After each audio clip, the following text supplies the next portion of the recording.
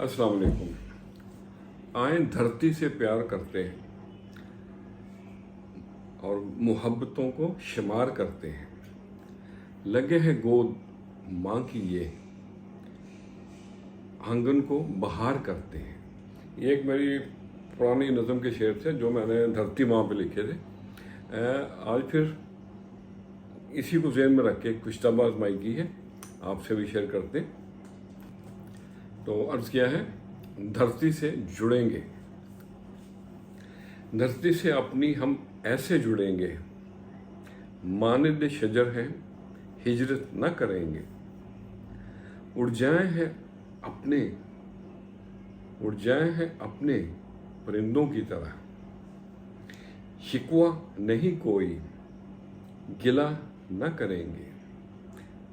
धरती से अपनी हम ऐसे जुड़ेंगे, लौट आए शायद कभी दूर के पंछी, लौट आए शायद कभी दूर के पंछी।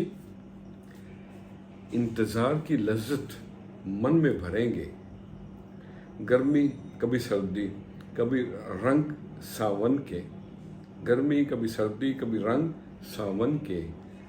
रंगों में रंगे वफा हम भी भरेंगे, पतझड़ का हुस्न दिखलाएंगे हम, पतझड़ का हुस्न दिखलाएंगे हम।